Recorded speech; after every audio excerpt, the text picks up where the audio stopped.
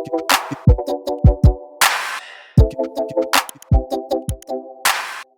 to Think Fast, where we are wondering why Bombay weather is so amazing. Why? Because it rained, and so suddenly people are excited that it has Th- rained. There was thunderstorm yesterday in Bombay, but Thank soon you we will all for, crib about the fact that why is it raining in Bombay? How is Delhi? How is the Delhi? dude, just like thank you for rubbing it in because it is disgusting. I was in Bombay for 1.5 days and I swear, sweat, which is a consequence of humidity, is much better than sweat, which is a consequence of like disgusting, like soul wrenching, like dry heat. Delhi is like it's like Mars. Like I don't even need Elon Musk to fucking problem solve for t- driving us to different planets. Like you feel, I'm not even joking, dude. Like I've been born and brought up in Delhi, and I don't think we have had a summer as atrocious as this. It is just the worst. Global warming. Now that I'm Okay. done complaining about the weather, By the no, but way, Bombay has seems Elon to be bought Twitter or not? He's saying he might pull no, out again. dude. I mean, this was bound नहीं to खरीदना happen, उसको yaar. उसको बोला Like, नहीं he wanted like a घर पे delivery and return policy and all he wanted like he thought he's ordering on Amazon वो अभी थोड़ा थोड़ा हो yeah. गया Yeah, that's true. Poor Elon Musk. And actually, I feel really bad for Twitter, man. Unnecessary, like, eyeballs on, you know, an otherwise cruising, going nowhere बेचारा platform. Parag I बेचारा know. Parag Always happens uh, to Desis. Elon has too many questions. And actually, speaking of questions, we've actually, I think we realized we did something in the last episode which we should have been smarter. We did a call out to all our listeners, all of you listeners who are listening in, saying, if you have any questions for us, you can write into us either at our individual social handles or to IVM, and we will pop that into the episode. We will. I was going to say we'll call you out. We will not call you out. We will say thank you for sending the questions. So yeah, so send that in. Nice questions, weird questions, all welcome. No naughty questions, please. Please ask Varun only naughty questions, guys. Naughty questions. What are the non-veg questions, veg questions? All welcome, please. Hi, hi. You are such an uncle. It's like every single Saturday I record with you, I feel like you're getting older by the week, bro. Yes, I am. It's like talking to my dad, Varun. I'm not even joking.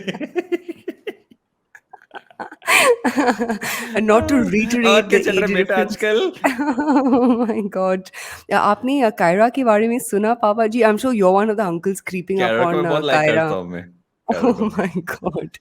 You are Lakwinder Singh who has posted so beautiful. Very nice but pic. I don't take love away you, from the friend. story we will discuss Sorry, later in sorry, the sorry. episode. Uh, Yes. but what has happened? What has happened? What's happened this week? Amazon plans to pull out of the race for cricket rights. Um, we've discussed cricket rights a lot, I feel like, in the last many months, and we finally Yeah. come to that culmination of when it's actually going to happen. There's a weird rumor going on Twitter, which either it's a very strong PR strategy by some others, or otherwise saying Hmm. that Hotstar also might not actually go and break the bank like they did last time when they bid for the IPL rights. So strong chance. I mean, Hotstar might be pulling back also because IPL this year was not. Didn't see the kind of numbers coming in from an audience perspective as, let's Hmm. say, last couple of seasons. There is fatigue. The 10 teams, it went on forever. So might Yeah. be that. But what else is happening? What else is happening? Cred has entered the $6.4 billion club. They recently raised, I don't know how much money it was because someone said 140 million, someone else said 80 It's a million. crazy number. But they've raised some amount of money by GIC, from GIC. And they've sort of, got to that 6.4, 140 million. 6.5. Yeah, but congratulations to the credit team. To be fair, dude, their revenue has like really picked up, and it seems Mm. like they've gone all in on lending, which is Yeah. something I think I had spoken about in one of our episodes. Yes, you had. Yes, you had. Yeah, I wouldn't be surprised if ecom continues just to be a way for them to keep their consumers engaged, but lending seems to be the real business that's working for them.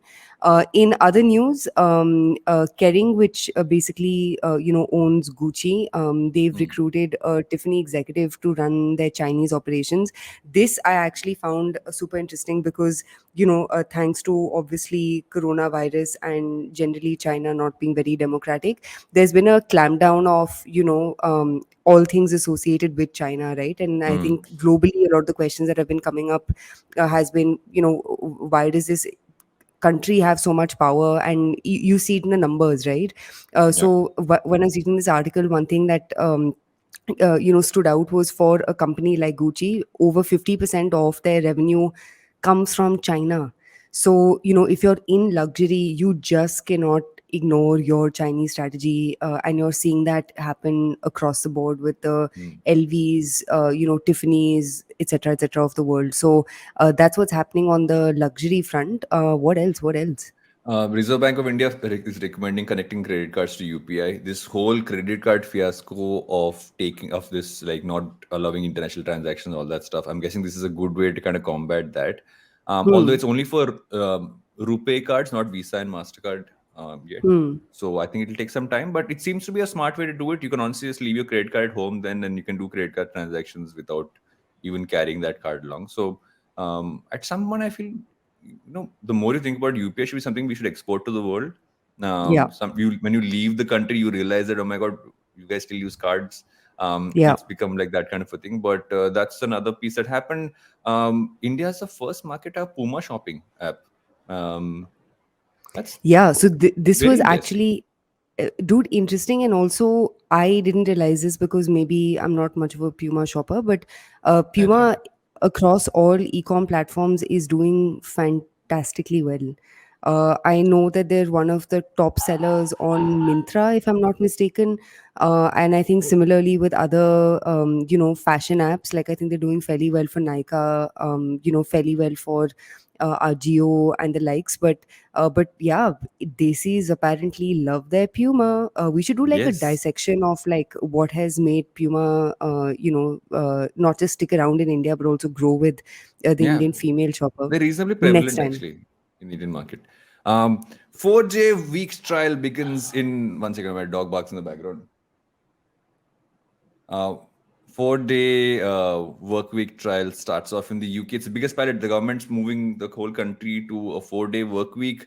Perfect timing for me to go there and check it out. Although I'm not working there. Yeah, dude, this is like, I don't know, man. I feel like all Can we of do a Europe. no day work week? I think that's the idea. I want to push for that. Sure, we can. But like, I feel like all of Europe, technically speaking, works only 4 days in a week. Like, Sure. if you go to literally any city in Europe, right? Like, Yeah. their average number of like working hours in a day, I swear on my life, I don't think is more than 5 to 6. Like, the amount they work in a week is how much like a desi works like in an hour. You know what I mean? So, Yeah. I don't know what this trial does for anyone or doesn't do for anyone. Also, not to sort of correlate number of hours worked to growth, but I mean, let's be honest, dude. The UK especially needs to really think through how they're going to drive economic growth. I don't know if Yeah. I don't I know if don't a think the 4-day 4 week. work week helps in that case. They have too many problems. I agree with you. Yeah. But last fun story of the week, have you been seeing the Titan and Tanishq ads? I So actually haven't. nicely You done. were telling me about before we started recording. I've heard So they're really super nice. nicely done. I feel like Titan and Tanishq at large have this way of being quote unquote woke without like, really like stirring the pot unnecessarily. Like they did this really fun ad with Alia Bhatt, which was talking about like Alia Bhatt getting married in her trousseau or some Mm. conversation around that, and Alia Bhatt has like this cheeky tongue in cheek response to her over familiar Masi. They recently had another ad where they sort of put the spotlight on maternity leave, and just because someone's on maternity leave doesn't mean they're chilling for 6 months at home. Mm. They covered that as well. So they have this really nice way of talking about topics which I guess like need to be discussed, but they don't do it in a righteous like follow the leader kind of way, which is fairly Yeah. nice to see. You also spotted another nice ad. Yeah, there's a lovely ad by Bharat Matrimony, which was I thought very progressive, right? It's basically showing the flip in narrative, and I don't want to give it away, but it's a really progressive one talking about how we look at gender roles, even when we look at matrimony, but how it's about it's like how guys come to choose, and in general, but how this is can actually be flipped and how it should be about the women. Don't want to give it away, but please go watch that ad. It's lovely. I mean, super progressive and very nicely done. All ends of Unlike it. Lear Shots, which was absolutely horrible, and their World's apology worst was response to a bad ad. Oh, exactly like what was such that a response? stupid response, such a stupid response. We Patriarchy didn't think once people big. will get. We checked it very properly. We didn't think people will get upset. Just Oh say my na that you god. made a mistake. Just say it. Galti ho Yes, gaya. I know. A break? But but yes, it is time to take a break, and I have brought my friend Deadpool with me today here. I don't know copyrights are being infringed by getting Deadpool here, but I have a toy, so I can show him. Deadpool turns around and he goes like, "See, this is one clothes. He wears this. He also wears Oh my this. He god. has two faces. Amazing. Guys, it's Okay. like every episode, Varun is fondling some inanimate object or the other. I Yes, don't know many what's things to happening fondle. with you, brother. Oh Many my things to fondle. I'm god. almost 40. I'm I almost don't- 40. That's what's happening. But before I get into that, it's time Jesus. for a break. Be right back. We think fast. Hello, hello. It's been another great week here on the IVM Podcasts Network. On Think Fast, Varun and Suchita discuss Ola's fall, Dream 11's rise, and Sheryl Sandberg's exit from Meta. On The Wire Talks, Hindi poet Ashok Vajpayee tells Siddharth why our government should not promote any language. On Big Talk about tiny humans, Devi Shobha and Meghna talk about postpartum depression. On the Musafir Stories, Saif and Faiza explore Aurangabad with Sagar Senapati from Travel Safar Aur Hum. And on Hanswani, hear the story Gopal Ko Kisne Mara, a tale of the loneliness that comes with old age. We've got some exciting news for you. IVM Podcasts has just launched its merch, and our first line is out now. Head to the IVM Podcasts website and click on the shop tab to check out our first collection of t-shirts. Do follow us on social media. We are IVM Podcasts on Twitter, Facebook, Instagram, and LinkedIn. And remember, if you're enjoying this show or any of our other shows for that matter, please do tell a friend. Also, don't forget to rate us on any platforms you're listening on. And you can also check us out on YouTube. We're also doing a small listener survey to better understand how you respond to our shows and advertising on the network. We would really appreciate it if you could spare a few minutes to fill it in. It helps us build better shows for you. And finally, we would like to thank our sponsors this week. SBI Life Insurance, Apne Liye, Apno Ke Liye. Jupiter, a digital banking app. Capgemini, get the future you want. Intel vPro, built for business. And Intel, future banao wonderful with Intel powered laptops. Welcome back to Think Fast, where me and Deadpool are back with Suchita, who is still cribbing about the heat in Delhi. But who is not cribbing?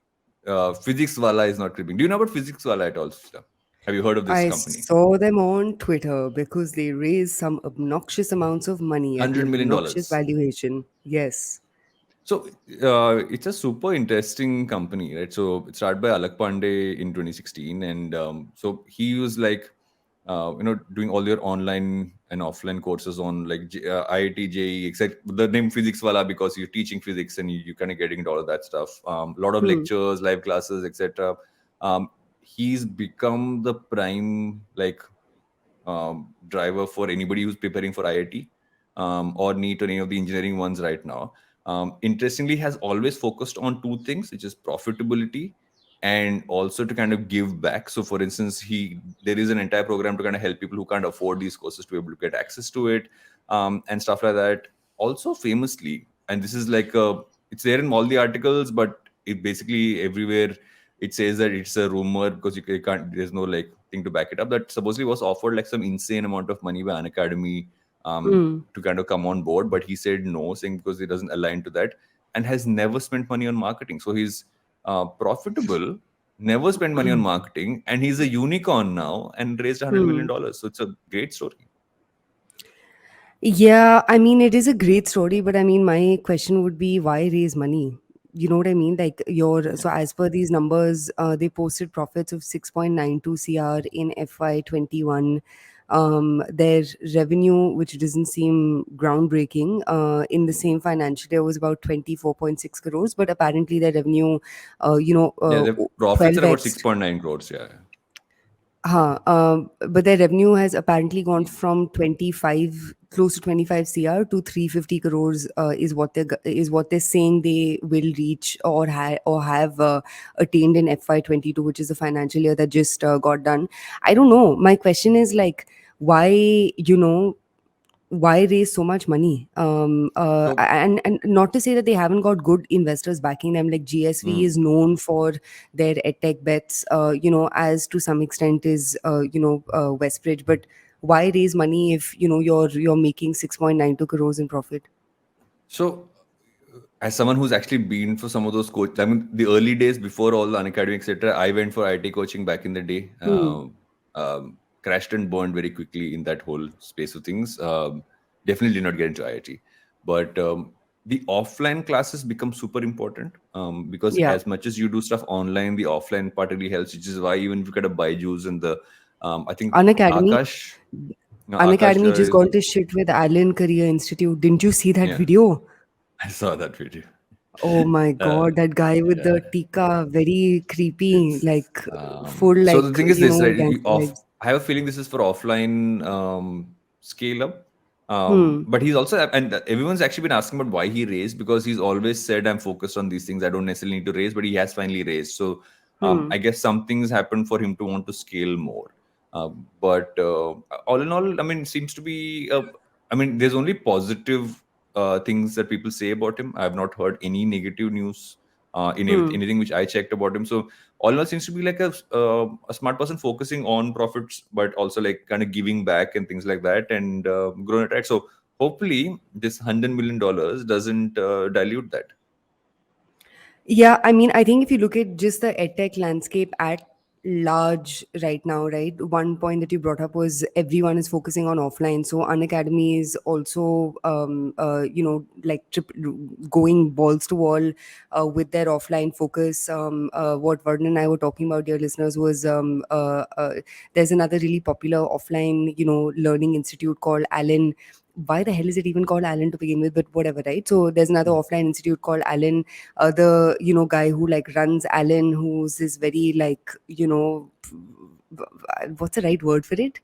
Like he looks like, you know Creepy. what I mean? Like yeah, a little like Off. yeah, off, We yeah, are not for judging the people's lack looks, of a. guys. We're just saying that it looks creepy.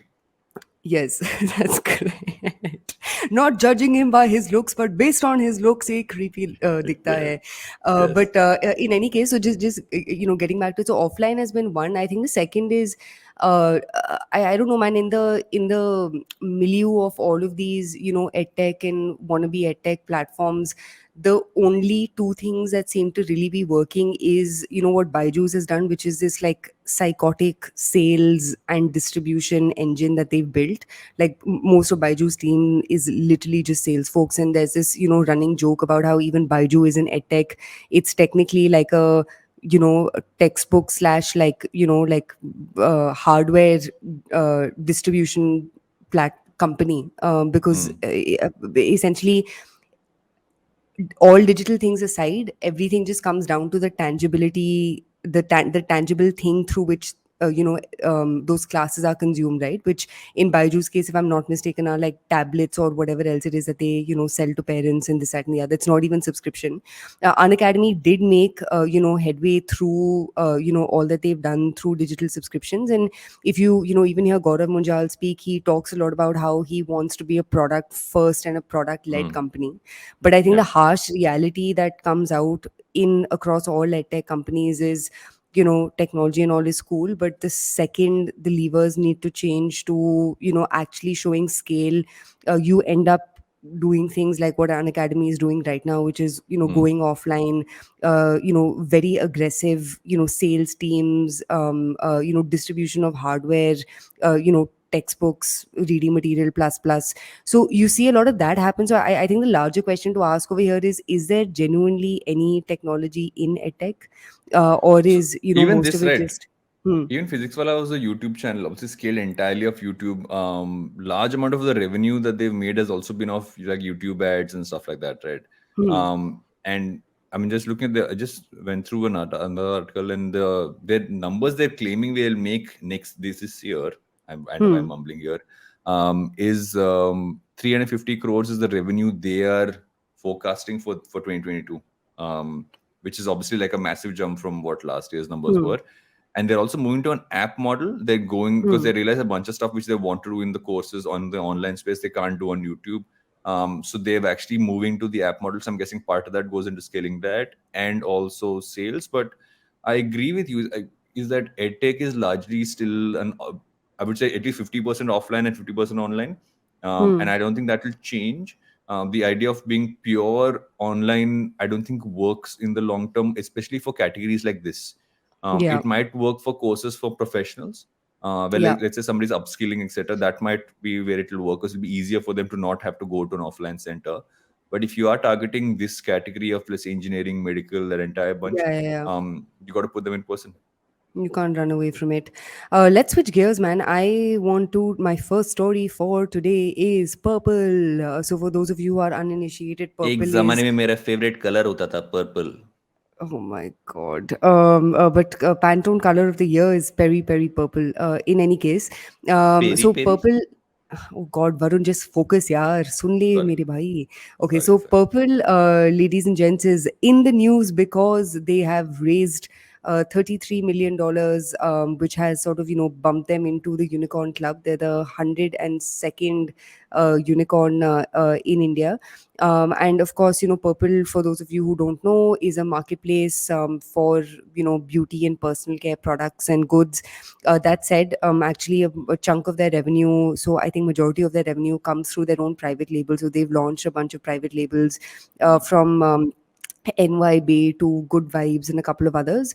And the interesting thing about their strategy has been that they're not just another place where you can find Lakme at 60% off. You find differentiated supply on Purple, which is obviously help them position themselves slightly differently from Nykaa.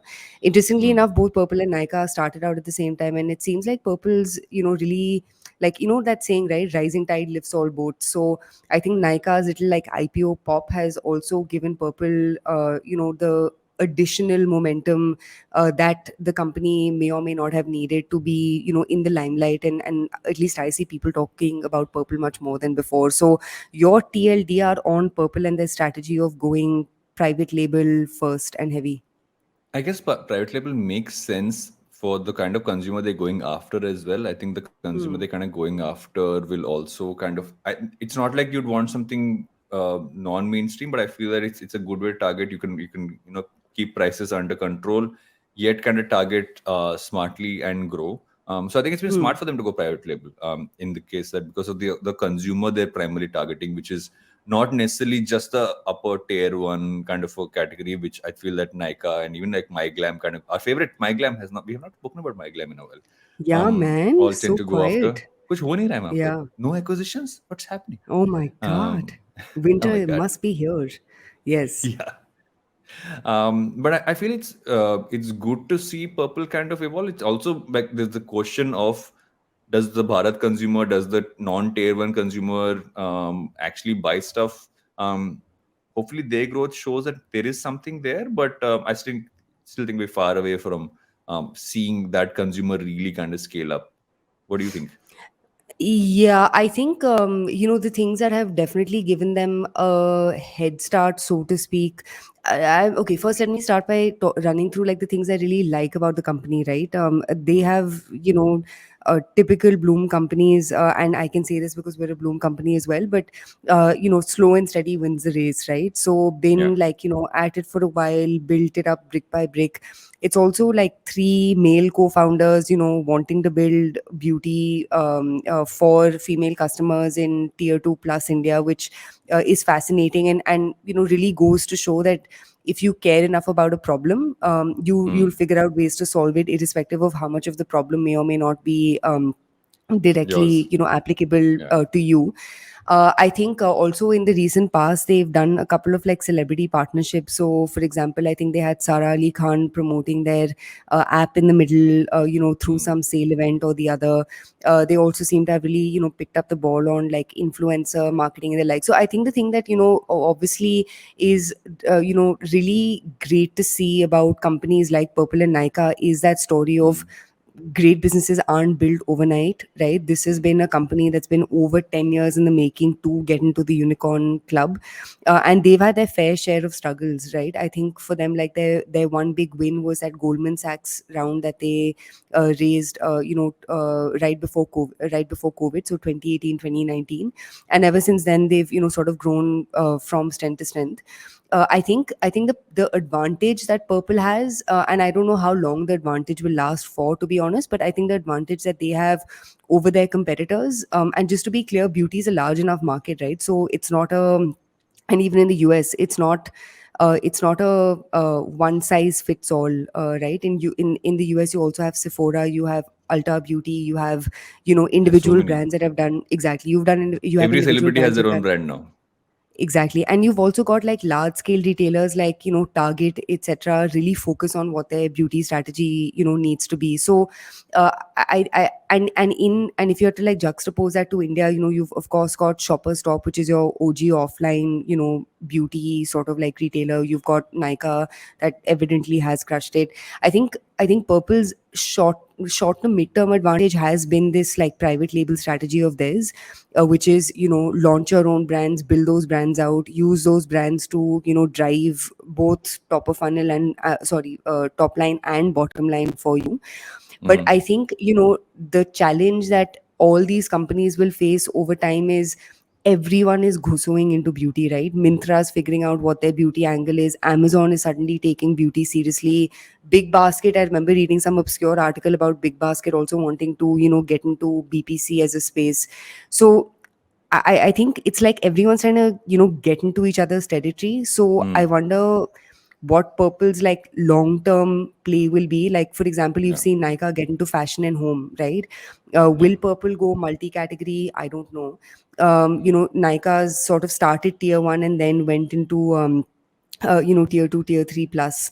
Will Purple make headway into your top 8 to 10 odd cities?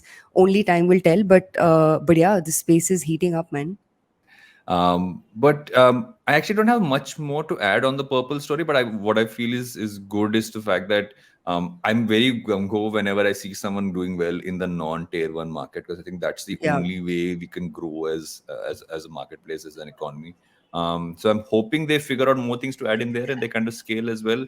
And good on your purple. मेरे एक जमाने का favorite color. My daughter changed my favorite color, in case anybody was wondering. What is it It is now? it is now supposed to be blue, because my daughter has said so. Okay, lovely. But moving swiftly ahead, what is my next story? Pepper Content just raised 14 point. Today's all the stories are about people raising. You realize that? I've just realized this. Winter has gone away, guys. Evidently, it's like 6,000 degrees in For Delhi good right now. businesses. Yeah, that is true.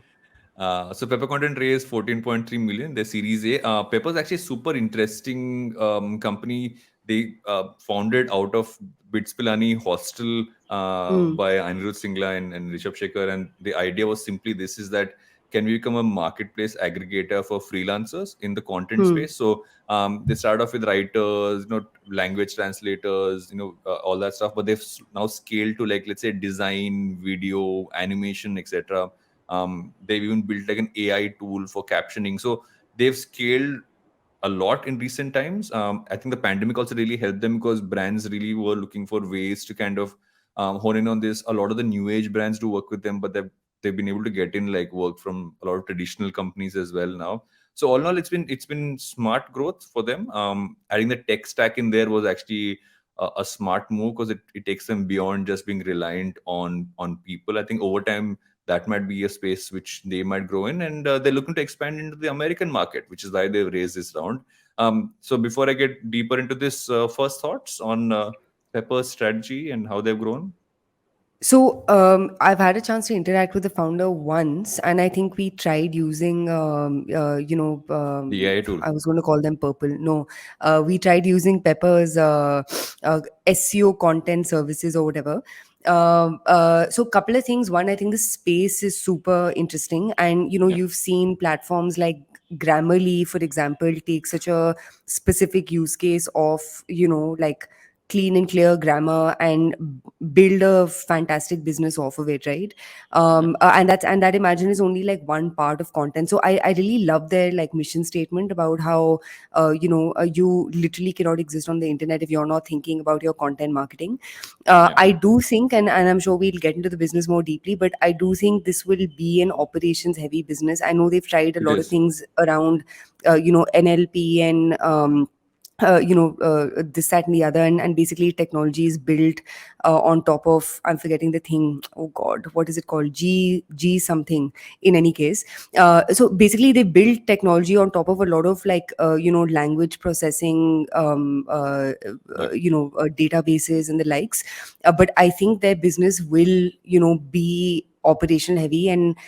and I don't know. I think that's where there's like a like SaaS is cool, but is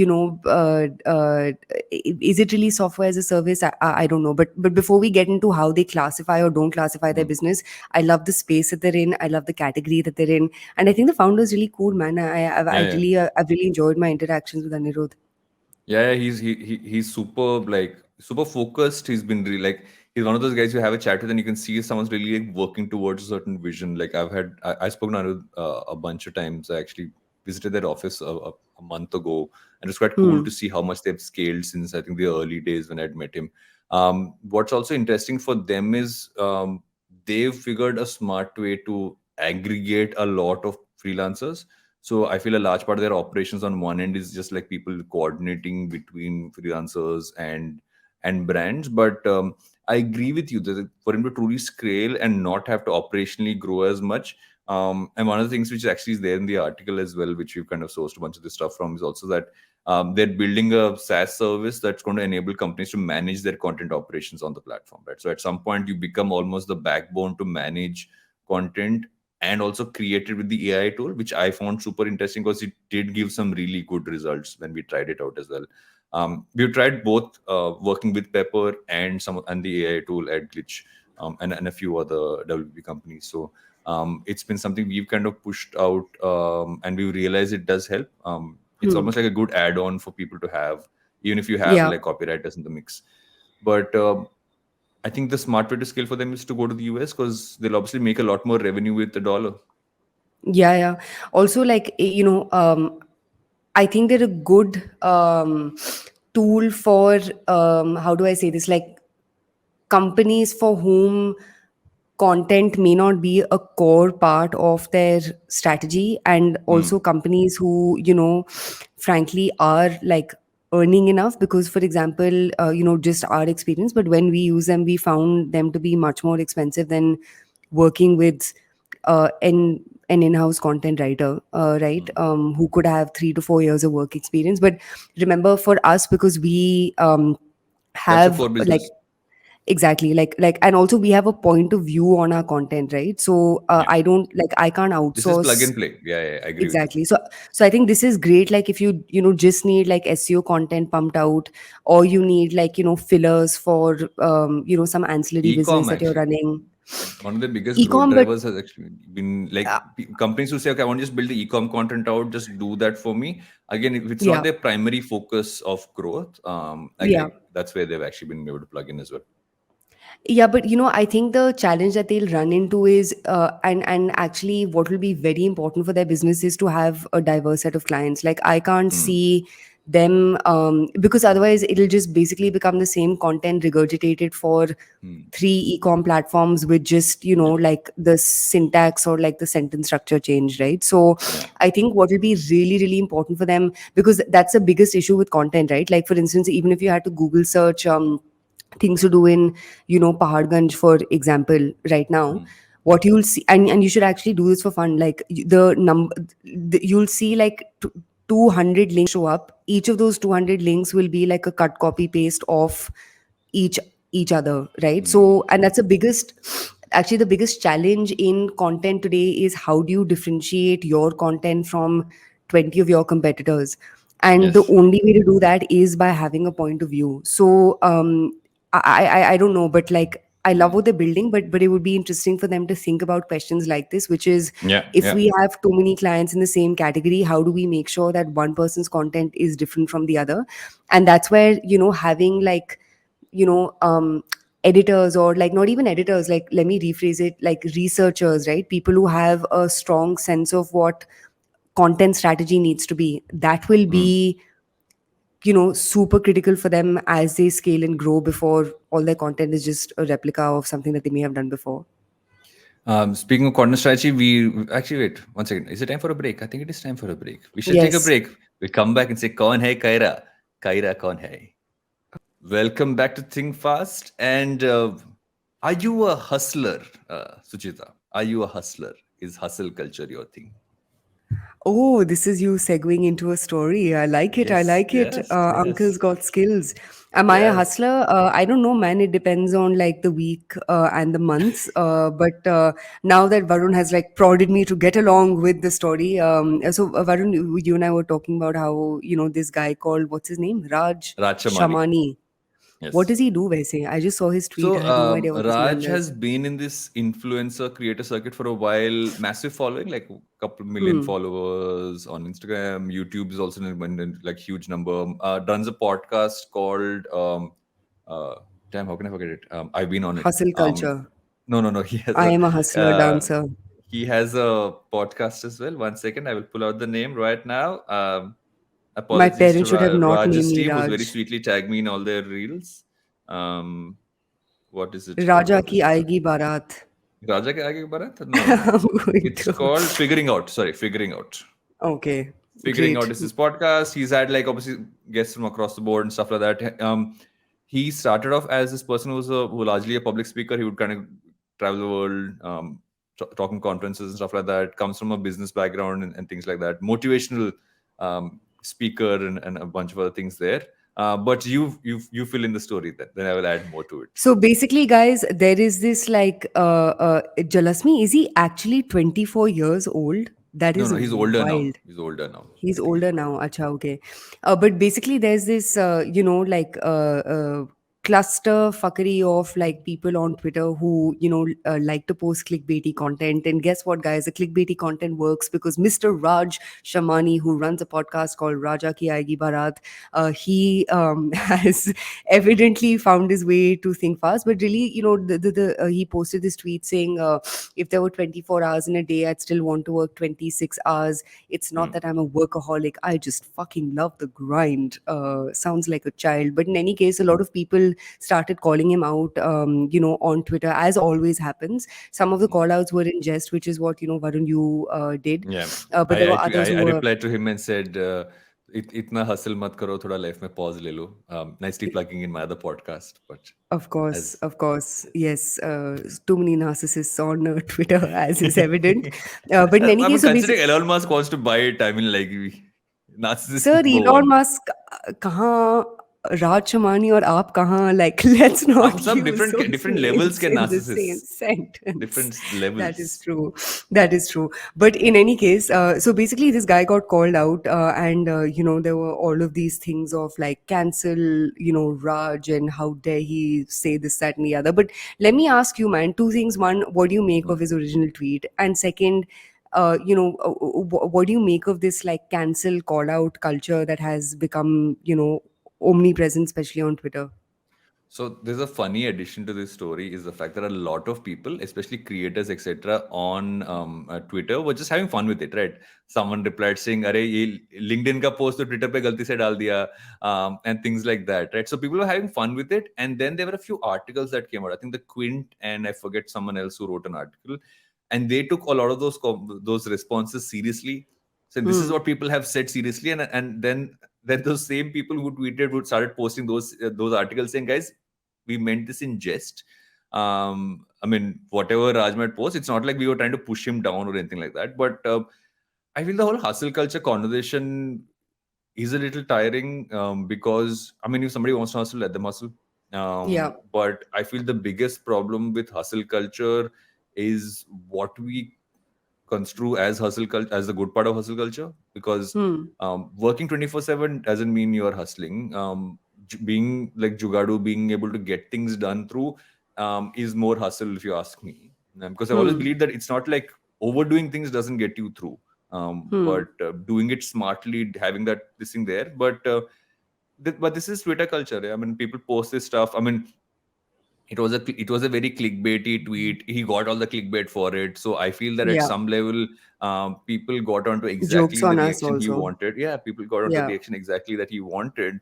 Yeah. But I know there are a bunch of creators who do really promote hustle culture. Hmm. And I feel at some level, what they need to be mindful of is how does that make a large part of their audience, which now ranges in the millions, kind of turn around and say, what are we taking from this? You don't want people to jump into it for the wrong reasons. Yeah. I've actually had chats with a lot of like young people who keep saying, okay, I need to hustle and hustle. I'm like, why? Why do you need to do like 3 jobs when you're 19 if you don't really need Hmm. it for the money? If you need for the money, I understand. If you're from an economic background which requires you to do that, full respect. But if you're doing it because, oh my God, how can I not be hustling 3 jobs when I'm 19? Then you can. I mean, it's called having a Yeah. life beyond Yeah. what you do. But I also I think the filter here is if you say what I just said often enough, it's construed as privilege. Hmm. And so I always try to put a disclaimer saying, I know I come from privilege, but as long as you're making money, or as long as you're doing something, you'd rather focus on 1 or 2 things and go deep into it, but also do it smartly than to go 25 hours a day. I have worked 24 hours a day, and it's not good. I did that in the early days, and it was terrible. Bad health issues and all that stuff. But what are your thoughts on hustling? I don't know, man. I think, somewhere like these conversations need to become, two things. They need to run with the caveat that this is like, it's a subjective opinion. You know what I mean? So, like, live and Yeah, let live, right? Or exactly. honestly, some jobs require you to be on it, 24/7. There are others that, may not require you to do the same. I also think people are different, right? Yeah, So for example, like, for some people their life's goals may be learning, and quote unquote hustling may be manifestation of how someone learns more about a category or an industry that they're deeply interested in. For other folks, working is just a means to an end. Working is just a way to earn a paycheck that helps you yeah, live a good life, buy the things that you want to buy. Basically, the point that I'm making is, I think somewhere, and the reason why I wanted to discuss this as a part of Think Fast is because I also think canceling people, mm, or intimidating people for genuinely enjoying what they do is like also not cool, as yeah. much as is Agreed. pushing this narrative of like working 24/7 or whatever else. And I think somewhere a balance sort of needs to be found. And I think the other thing that I'll say over here is, you know um, misuse of the word toxic needs to stop, because Yeah, words matter, and you can't like using abbreviations in context, calling everything toxic this, toxic that. Like, I'm just so sick of that word, you know what I mean? Because it's like yeah. anything and everything today is like toxic. Your employer makes Because you it's no work 4 gray, days right? a week. Dude, that's one thing. And the second thing is, like, so much, I think the people who are on Twitter especially need to realize that, like, if you are on Twitter and are speaking in English, you do come from a place of like privilege, right? First and Mm, foremost, accept that, right? yep. You have a job at a company today that you don't like, you can very easily find a job tomorrow. Like, I don't know, like, I have a problem with this misrepresentation of terms, calling everything toxic, calling every employee who wants to work a little bit more than what's needed Yeah. manipulated. I don't know, there's something kind of gross about the way conversations like this happen. Yeah, and I like what you just said. I think the line also is the fact that if somebody wants to do it, good on them that they believe in that and that's what they want to do. But also, if someone's over glorifying it at some level, you got to say that, dude, don't glorify it. It might be good for you, not good for me. So nobody is good or bad, like you said, in this equation. It is basically a Yeah. personal choice. But I think over glorification or over like, oh, this is toxic, are both bad. You shouldn't do either. And talk about individual choice, talk about individual priorities in life. And like, I I remember back in the day when I was an intern, I would sleep in the office because the office Yeah. had a bunk bed. The reason I slept in the office is because it would take me an hour and a half to get home from office, and I would come back the next day. I'm like, if I can't sleep here, I'll sleep. I would just carry my clothes with me because we had a shower Yeah. in the office as well. And so I was like, okay, that's some. So is that me working 25 hours a day? Not necessarily. I would go out, hang out with friends from work, and do that stuff. But you got to get nuance. You got to get Hmm. individual reasons for why you do what you do. But yeah, I agree with you. I'm kind of tired of the word toxic. The word toxic has become toxic. Yes, and do you know one small thing over here? The guy who runs that Stoa school, I'm forgetting his name, but Hmm. he posted something which we discussed, I think, in the past episode. Anand, Abhishek, No, it's something like Rohan that. Raj, something like whatever. In any Okay. case, so the guy who runs Stoa School, he posted this thing where he basically said that people are now scared to talk about how hard they're working because Yeah, the impression is that by just talking about how hard I work, I'm gonna have people canceling me out, saying you suck and you're bad and this that and the other. I agree. So I don't know. I think somewhere like there has to be uh, you know um Balance. that balance and more than anything else, like just let people be, man. Like if people want to work 26 hours a day, काम करने दो. They're not expecting it out of you. If someone wants to work 2 hours a day and is willingly getting paid for it, good for them. Like just it is what it is and move on. Hmm. Yeah. And speaking of moving on, what?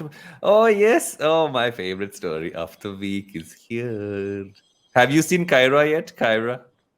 So, guys, I just want to, remind you that Varun is definitely hitting a midlife crisis because he is getting a little overstimulated and excited by more inanimate objects, one of whom happens to be a doll No. called Kyra.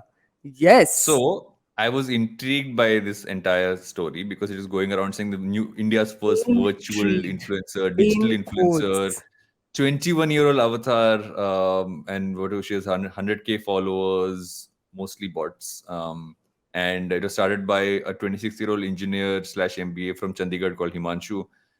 She's on Instagram, she's on Twitter now, is what her story says. But for me, the most interesting part of this whole thing, as much as virtual influencers is a conversation to talk about, because it kind of helps a brand kind of build an influencer exactly like the kind they might want. Hmm. Is the comments on her posts. I'm like, guys, ये virtual hai. Yeah. People are like, and I think the comments for me more than anything else are like, oh my god, this is like, can we all just like chill out in life and realize that this is virtual, this is not a real person? Because literally saying, oh, क्या तुम असली में virtual हो, तुम तो असली लग रही हो, type comments everywhere. I'm like, guys, chill out. But have you checked out Kyra's Instagram account? Dude, I am like very disturbed. Like this is so dystopian. It is wild. You know what I mean? Just imagine real humans commenting on the appearance of like Nice uh body was a comment. Many dude, of those were comment like I am hearts. looking at one right now. I am Abbas. Meme, pick, zoom, answer me, time photo. I am like your lips so cute, cool. I'm just like, bro, ye asli nahi hai. Like, Yuck. how do Your I who? One second. I have a question. yeah. Even if it's virtual or real, who says your lips so cool? Like, what does that even mean? Like, Varun, you have secretly, you eaten only would like have too posted much this comment. ice? You are Abbas0304 Abbas on Yes, I am Instagram. that We person. know that is one of your, avatars on IG. But it's just wild. Like, it's just, I don't know. Like, I mean, I know humans are gross, but like, this is like, Weird. So, interesting.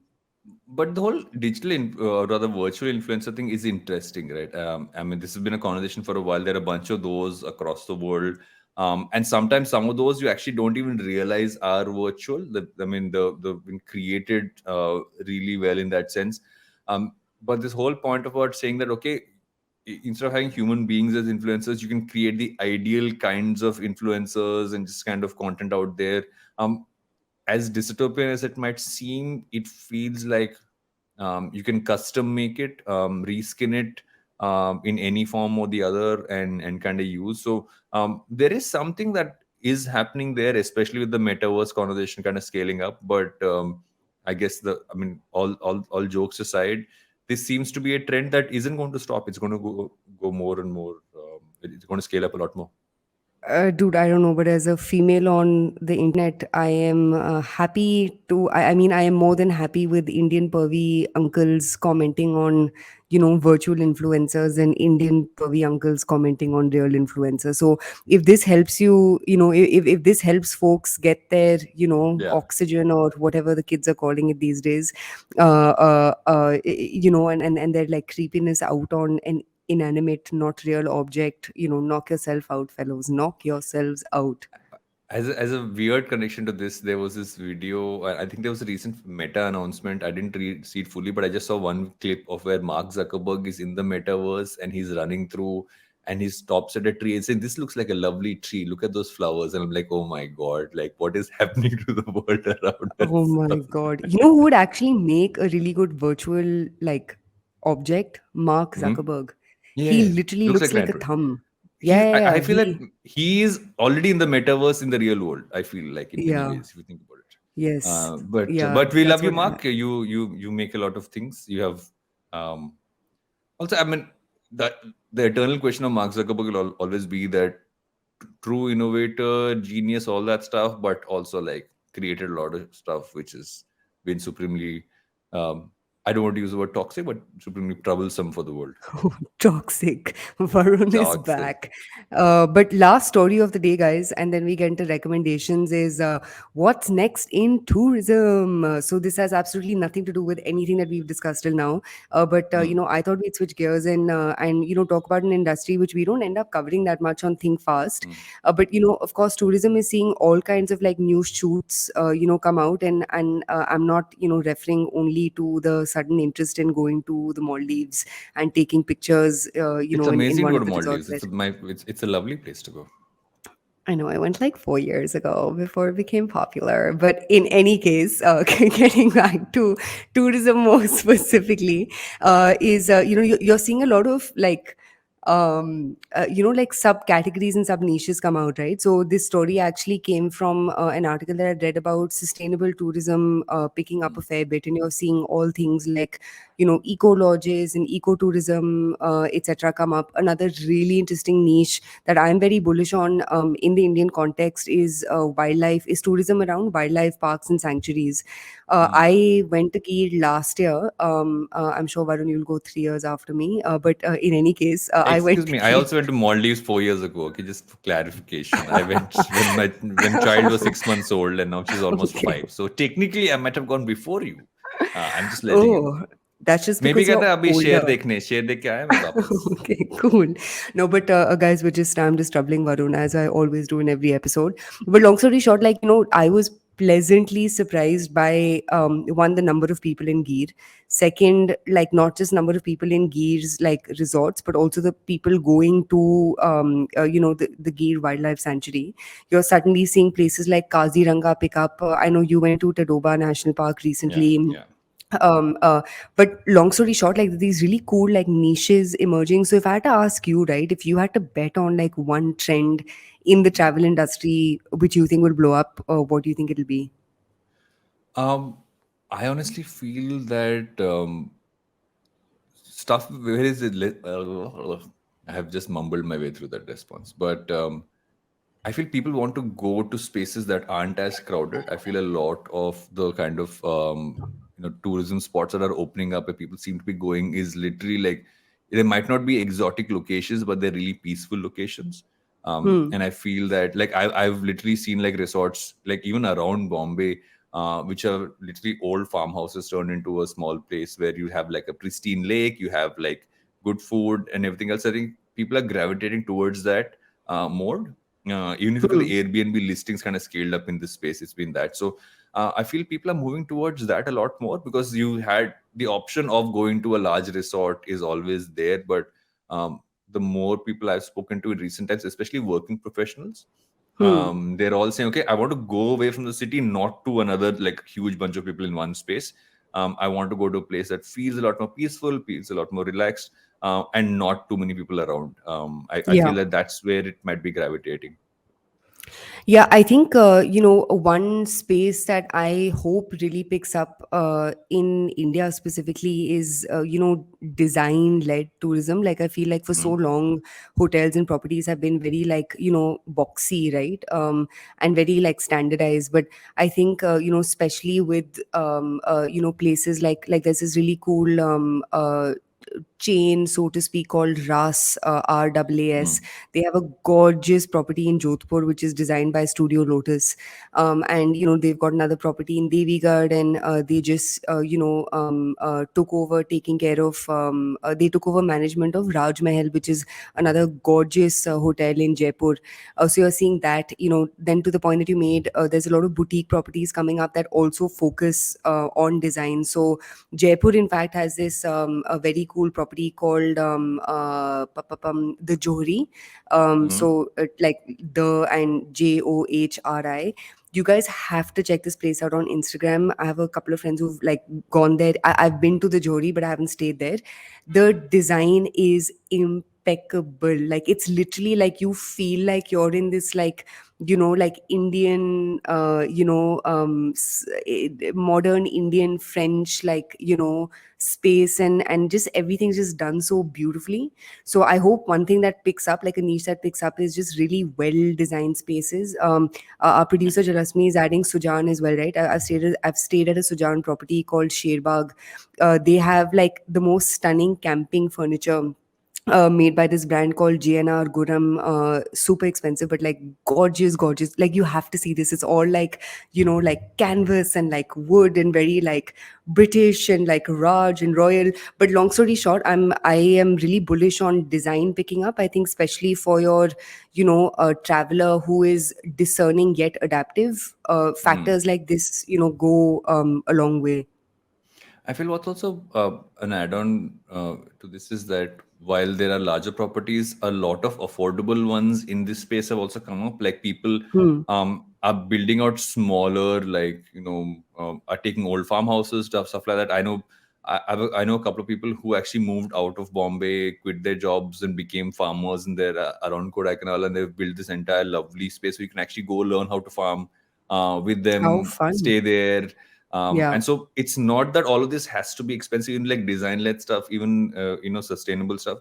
The good part now, I think that what one thing the pandemic has done is it's brought up this crop of really interesting spaces to kind of go as a group. And the more and more that happens, I feel there'll be Hmm. it really will that I think that's the big boost for tourism, right? Is the fact that you can Yeah. actually have so many more of these crop up instead of just this cut copy paste of a resort which we had for a long time, which is literally Yeah. what you were getting, what was going to be in that breakfast buffet there, what was going to be the star attraction, which is going to be that one pool, and stuff Yeah. like that. But I think now the good part is there's so much more that you're getting to explore, even near where you live, compared to before. I think that's been the big win for tourism as it's come back from the pandemic to some Yeah. extent, whatever And we've come back to. absolutely. And what you brought up, like experiential is one big thing. I think the second there's more supply of places like this, Yeah. my hope is that it also makes Indian travelers much like better in terms of their expectations and what they want. So for example, like I'd gone to a boutique stay sometime last year, and the thing with boutique stays is like you play by their rules, right? You can't go there Yeah. and like throw your weight around. And obviously one thing that irked me a little bit is this like very desi tendency of I have gone to a property, but I will dictate what is made for breakfast. And Mm. there was this really awkward experience where this like lady was shouting at the staff saying mere aloo paranthe kahan pe hai, and I'm sorry but I can't eat omelette every day. Like, you know what I mean? Like a lot of that needs to go away आज from जी आलू पराठे बना लो आप खुद के लिए. no, but it's this very like Raju Bhaiya I mentality, know, right? I कि know. It's आप terrible. मेरे भैया हो, ये मेरा घर है और मैं जो घर पे खाती हूँ वो यहाँ पे भी मिलेगा. And again, I'm not saying this in a Please go for condescending way. Kesari Travels.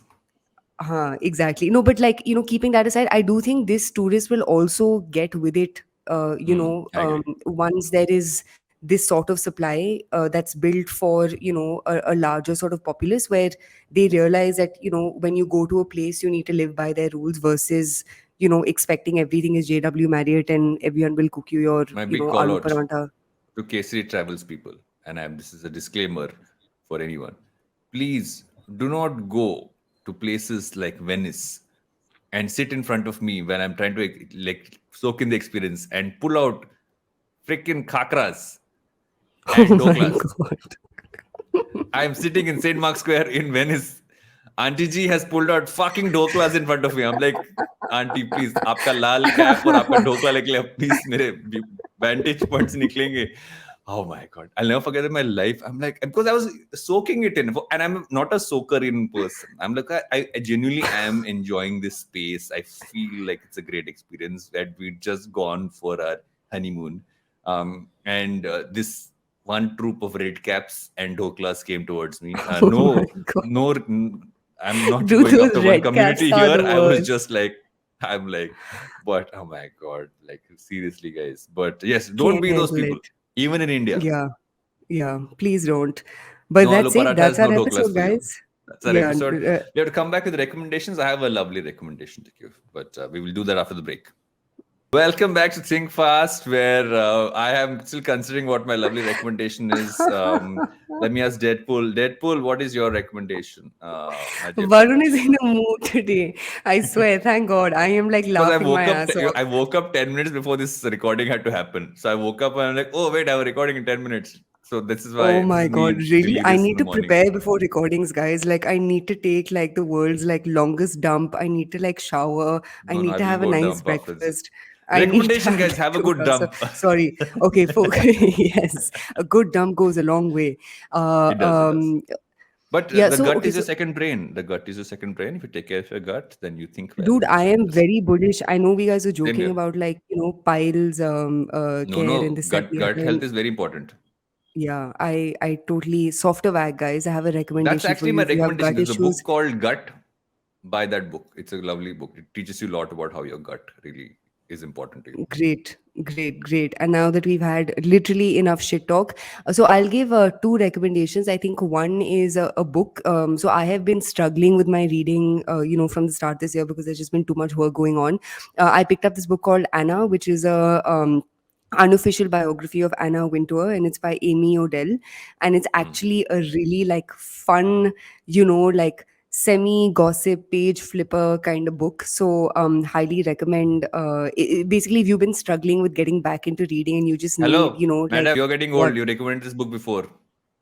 No, I haven't. I said I bought the book. I never said Jalasmi has called you out. Oh my God. Just me 1 second. Just like rewind. In that episode, I categorically said I ordered the book. I never said I started reading the book. So now that I've started reading the book, okay, theek hai, Jalasmi, I'll give you another recommendation. There's this really cool band, guys, which you can listen to. It's called Girlhood. I have been obsessed with their songs. They have this song called A Woman Like Me and The Love I Need. Great songs. But yes, so there you go, Jalasmi. Two I have another recommendations specially for recommendation. you, which It's is, called Take a Holiday, if you can. oh my, Like I yeah. will be taking very soon.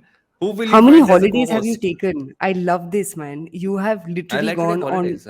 I love this. Like, Um, I want to be like you I when mean, I'm what's the 40. point of hustling so hard and working so hard in life if you can't Working get to enjoy 26 it? hours a day. I And concur. considering I'm going to I be 40 agree. in 2 months, not 1.5 months, Yeah. I'm going to be 40. Oh So my God. I'm working towards it. Varun, we But this is must a meet family before your holiday. 40th birthday. Yes, We I think really we should meet. must.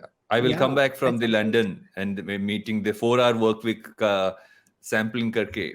I will come back and we shall meet. 4-day work week. Yes. And Four with day, that, it's 4-hour an work week. I episode. will do. Yes, that's an episode. That's an episode. Deadpool also says bye.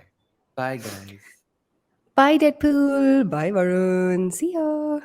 Bye, guys. Toodles. Toodles.